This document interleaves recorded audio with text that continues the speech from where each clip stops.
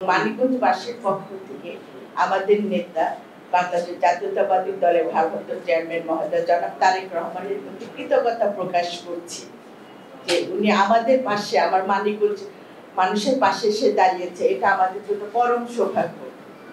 আমরা এই জোরহাটের পাশে দেখেছি যে একটা নিউজ আসার পরপরই সাথে সাথে আমাদের চেয়ারম্যান মহোদয় কিন্তু আমাদের কাছে বলেছেন যে তোমরা জোরহাটের কাছে যাও। এর আগে আপনি একটা ঘটনা দেখেছেন, মানিকগঞ্জে নন্দিনীর ব্যাপারেও ঘটনা দেখেছেন। এত গ্রাম পর্যায়ে যে কোনো একটা যদি কোনো খবর আসে সেটা কিন্তু সাথে সাথে আমাদের চেয়ারম্যান মহোদয়ের কাছে পৌঁছে যায় এবং উনি সেটার সাথে সাথে আবার সমাধানের চেষ্টা করে। আমরা মানিকগঞ্জবাসী সত্যি ভাগ্যবান এবং গর্বিত যে আমরা এমন একটা নেতার কর্মী হিসাবে কাজ করতে পারছি। এখানে জোরহাটের যে রিসার্চটা সেটা কিন্তু একদিন বা দুই দিনের না, এটা কিন্তু অনেক দীর্ঘ সময় ওকে একটা পৌঁছাতে হবে, একটা পরিপূর্ণ অবস্থায় পৌঁছাতে হবে।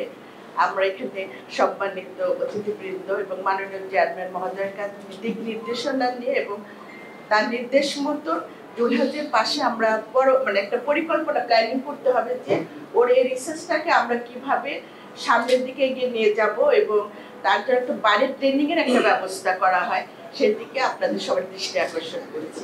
তা আমি আবারও আমার মাননীয় চেয়ারম্যান মহোদয়কে ধন্যবাদ জানাচ্ছি এবং ওনার পাশাপাশি যদি আমি কাজ করতে পারি জোরহাটের জন্য তাহলে আমি নিজেকে গর্ববোধ করবো এবং আমি চাই আমরা সবাই জোরহাটের পাশে দাঁড়াবো।